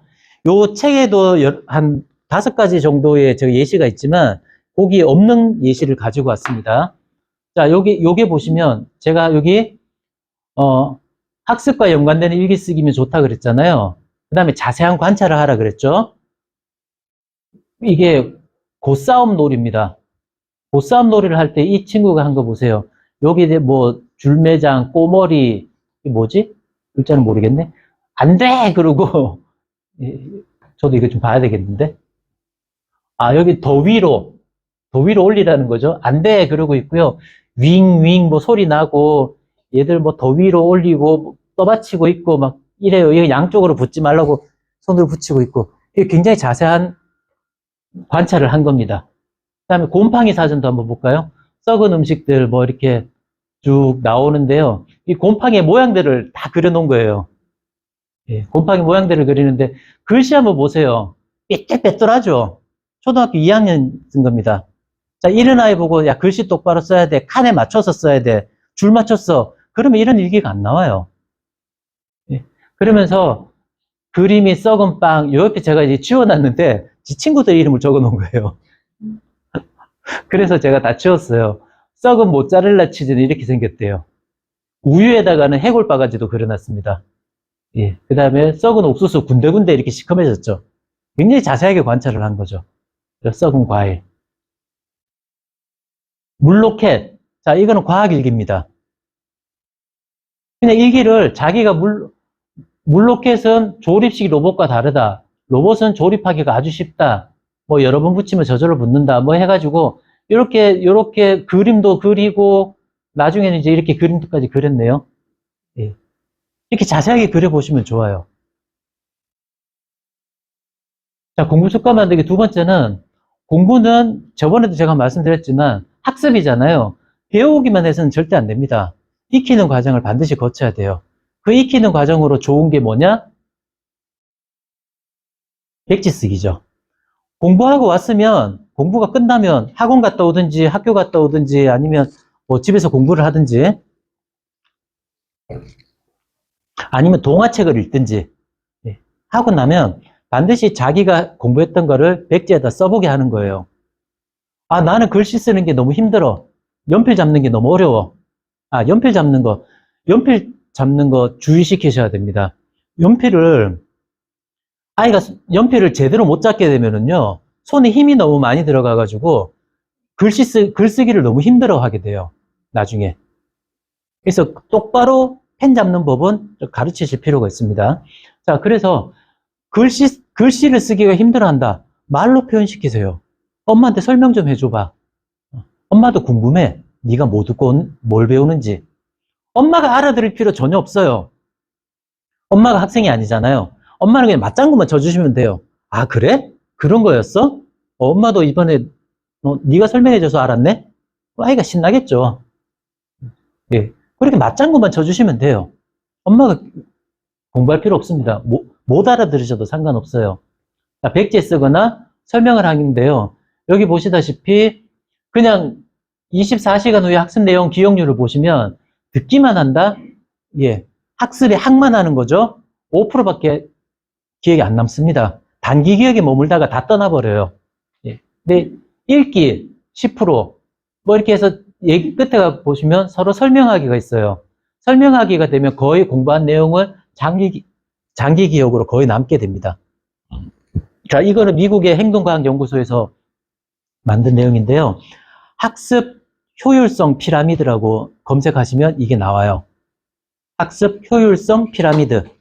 예, 그거 보시면 이해가 되실 겁니다. 자, 역시나 매일매일 하는 게 중요하다 말씀드리고요. 자, 백지 쓰기를 할 때 여기 중학교 1학년 국어책이에요. 여기 보시면 제가 중요하게 말씀드리는 부분이 바로 이 목차거든요. 차례죠, 차례. 목차를 그러면 옛날 사람이고요. 예, 요새는 차례라고 하는데 차례도 보시면 이 개성과 표현이라는 대단원 안에 진달래꽃이라는 시, 열보다 큰 아홉이라는 수필, 양반전이라는 고전 세 가지가 들어가 있어요. 다른 교과서에는 또 다른 소재가 들어가 있습니다. 개성과 표현에서 배울 것들이 뭐냐? 자신의 경험, 생각, 느낌을 다양한 방법으로 표현하는데 시를 통해서는 운율과 반어를 배우고 이걸 통해서는 관용 표현과 역설을 배우고 이거를 통해서는 풍자를 배웠다. 자, 이러면 이거 다 끝난 거예요. 이게 요약하기죠. 뭐 양반전에 누가 나와서 어떤 내용이 있었는데 뭐 이거까지 물론 설명해 주면 좋지만 양반전에서 우리가 알아야 될 거, 예, 풍자. 왜? 개성과 표현이잖아요. 제목에서 보다시피. 그래서 애들이 진달래꽃, 이거, 여기에서 진달래꽃은 소재거든요. 뭐를 가르쳐 주긴 소재냐? 운율과 반어를 알려주기 위한 소재예요. 표현 방법 중에 운율과 반어라는 것을 가르치기 위한 소재였다고요. 그런데 뭐 나보기가 역겨워 가실 때에는 뭐 이러면서 뭐 한을 우리 민족의 한 이런 거는 고등학교 1학년인가 그때도 이제 나오는 학습 목표이고요. 여기에서는 이게 학습 목표거든요. 근데 엉뚱한 거 공부해 놓고 아 선생님이 엉뚱한 거 문제 냈다고 뭐 이런 식으로 화풀이 하는 애들이 있어요. 그거는 완전히 공부의 방향을 잘못 잡은 거죠. 애들은 목차 안 봅니다. 그리고 이 학습 목표 안 봐요. 그래서 애들 공부할 때 딴 거 안 보더라도 학습 목표하고 목차는 반드시 한번 소리내서 읽기만 해도 애들이 머리에 어느 정도 남거든요. 아, 내가 이걸 통해서 뭘 배우는구나. 이거를 한번 익힐 수 있도록 가르쳐 주시면 좋습니다. 자, 그 다음에 테스트를 볼 때 꼭 책을 덮어놓고 테스트를 할 필요는 없어요. 문제풀이 할 때 책을 펴놓고 문제풀이 하는 것도 좋습니다. 예를 들면 이런 이제 문제가 나오죠. 지도는 고대 국가의 형세를 나타낸 것 어쩌고저쩌고 쭉 하면 가, 고구려고 그죠? 나, 백제, 신라, 가야 이런 거잖아요. 책을 펴놓고 보는 거예요. 그러면 아, 요 부분이 예를 들어서 요 부분이 어떻게 문제화되었구나. 이걸 알 수가 있죠. 이렇게 날개에 나와 있는 부분이 어떻게 문제로 만들어지는구나. 이런 것들을 애들이 익힐 수가 있어요. 그래서 특히나 중학교 올라가시면 이제 그 뭐 족보닷컴이라든지 뭐 이런 여러 그 기출 문제들을 볼 수 있는 사이트들이 있죠. 거기에서 그 학교의 문제들을 기출 문제를 뽑아가지고 한번 보시면 아, 선생님이 어떤 식으로 이 학교 선생님은 어떤 식으로 문제를 만드는구나 하는 그 유형을 좀 익힐 수가 있어요. 그래서 꼭 책을 덮어놓고 문제를 풀 필요는 없다. 경우에 따라서는 책을 펴놓고 오픈북으로 테스트를 보는 것도 한 방법입니다. 그 다음에 질문과 몰입을 한번 해보셔야 되는데 이거 좀 사실 어렵긴 해요. 아이들은 질문을 안 해요. 자기가 공부한 거에 대해서 질문을 하지 않습니다. 질문을 하지 않으니까 답을 찾을 필요도 없죠. 그렇죠? 예, 그럴 때는 엄마가 질문해 주시면 좋아요. 아이가 공부가 끝났다. 자, 설명을 하라 그래서 설명을 하죠. 그럼 어머님이 그 설명 들은 것 중에서 뭘 하나 찝어가지고 질문을 할 수도 있고요. 아니면 어머님은 교재를 보고 애는 교재를 보지 않고 골든벨처럼 이렇게 질문을 할 수도 있겠죠. 자, 그렇게 질문을 하면 아이가 자기가 틀린 거에 대해서는 몰입을 할 수가 있어요. 다시 볼 때. 작심삼일입니다. 작심삼일은요, 굉장히 좋은 거예요. 마음먹은 게 3일은 가잖아요. 사실 요새 작심 하루 가기도 힘든데, 작심 3일을 10번만 하면 한 달 채우는 겁니다. 그때 어떻게 하느냐면은, 구체적인 목표를 설정해야 돼요. 그냥 나 이번 시험 잘 볼게. 자, 이런 걸로 안 되죠. 이번 시험에서 뭐, 국어는 80점을 받겠다. 수학은 3개까지만 틀리겠다. 라든지 이런 좀 숫자화되어 있는 구체적인 목표를 세우는 것이 좋고요. 근데 자기가 컨트롤할 수 있는 방법을 찾아야 돼요. 그러니까 구체적인 목표가 내가 지금 15점 받는 애인데 다음 시험 100점 받겠어. 이건 말이 안 되죠. 15점 받던 애가 어떻게 갑자기 100점을 받아요? 자, 그래서 이 구체적인 목표는요, 자기가 컨트롤할 수 있는 범위 내에 15점 받던 애들은 당장의 목표는 20점이에요. 엄마 마음엔 안 되겠지만. 그래서 어제보다 나은 오늘이기만 하면 돼요. 그걸 목표로 삼아야 됩니다. 그래서 이걸 어떻게 해나갈 것인지 컨트롤할 수 있는 방법을 찾고 가장 중요한 거 해야죠. 방법을 찾았으면 해야죠. 하다가 보니까 아 이거 좀 안 맞더라. 고치면 돼요. 고치면 됩니다. 그래서 이제 자기주도 학습을 가능하게 하는 유튜브들이 여러 가지가 있는데요. 일단 뭐 국어나 영어 같은 경우는 학년을 쓰고 그 교과서 출판사 있죠. 비상 출판사나 뭐 YBM 출판사 이런 데 하고 그다음에 작품명을 써줍니다. 중학교 2학년 비상에 뭐 진달래꽃, 중2 YBM의 뭐 본문 챕터 2 뭐 이런 식으로 써주면은 거기에 대한 내용들이 쭉 나오고요. 수학은 인공지능 수학 개봉이라든지 사회, 과학, 역사 이런 것들을 요거는 지금 제가 그냥 가장 대표적인 거 하나씩만 보여드린 건데요. 이런 식으로 검색을 해서 보면 사실 유튜브에 모든 게 다 들어가 있어요. 어떤 유튜브는 어떤 컨텐츠는 학원처럼 아예 처음부터 끝까지만 한 50분짜리 수업하는 것도 있고요. 어떤 컨텐츠들은 뭐 짧게 5분짜리, 10분짜리 이렇게 짧게 요약을 하는 게 있습니다. 특히나 과학이나 수학 같은 경우는요, 이게 과학 예를 들어 볼게요. 우주에 뭐 행성에 대해서 나온단 말이에요. 행성에 대해서 나오면 일식과 월식을 설명을 하는데 텍스트로만 보는 거하고 화면에 태양과 지구와 달의 위치를 이렇게 막 움직여가면서 보는 거하고 어떤 게 더 이해가 잘 되겠어요? 당연히 이미지로 보는 게 이해가 잘 되죠. 그럴 때는 유튜브가 굉장히 유리해요. 혼자서만 꼭 무슨 교재를 책으로만 공부할 필요는 없다라는 겁니다. 없습니다. 그래서 유튜브도 꽤 좀 활용을 많이 해보시고요. 하다 보면은 뭐 여러 가지 그 콘텐츠들이 있는데 이게 이제 알고리즘에 따라 가지고 또 추천을 막 해줍니다. 그래서 수학 같은 거 하다 보면 이제 초등학생 같은 경우는 뭐 배다 수학 이런 것들도 막 나오고 그래요. 그래서 이런 유튜브 콘텐츠들을 좀 활용을 하시게 되면 굳이 학원 같은 데를 뭐 힘들게 길바닥에 시간 보내면서 왔다 갔다 할 필요는 없습니다. 지지난 시간에 어머니 한번 질문을 하셨는데 아이가 글쓰기 학원, 독서 학원인가요? 예, 거기에 대해서 한번 질문하셨잖아요. 제가 이제 뭐 간단하게 말씀을 드렸지만 만약에 아이가 학원을 가는 거를 좋아해요. 그러면 보내셔야 돼요. 예. 왜냐면 좋아하니까 가서 한 번이라도 볼 거 아니에요. 그죠? 글쓰기 학원 좋아해요. 보내야 됩니다. 독서 학원 좋아한다. 보내야 됩니다. 거기 가서 한 번이라도 읽어볼 거 아닙니까? 그렇게라도 안 하면 안 읽을 거잖아요. 그래서 아이가 좋아하면 보내야 되지만 대부분의 아이들은 학원에 가는 목적이 친구들하고 놀러 가는 경우가 많아요. 가서 공부하고 오는 경우는 잘 없습니다. 물론 이제 여기 계신 어머님들은 지금 이제 초등학교 때부터 공부 습관을 쫙 들여가지고 하게 되면 애들이 이제 학원을 자기가 보내달라 그래요. 아, 엄마, 나 이게 좀 부족한 것 같아. 메타인지가 되는 거죠. 그래서 나 학원 딱 한 달만 다닐게. 이 부분만 좀 배우게 좀 보내줘. 이렇게 얘기합니다. 안 그럴 것 같죠? 얘기합니다. 왜냐? 공부는 내가 해야 되는 거. 어릴 때부터 습관화 됐기 때문에 내가 해야 되는 거고 나의 책임이고 이런 것들을 인식을 하게 되면 자기가 공부하는 거에 대해서 별로 두렵지가 않아요. 공부하는 게 별로 거부감이 안 듭니다. 그래서 이렇게 시켜주시면 되겠습니다.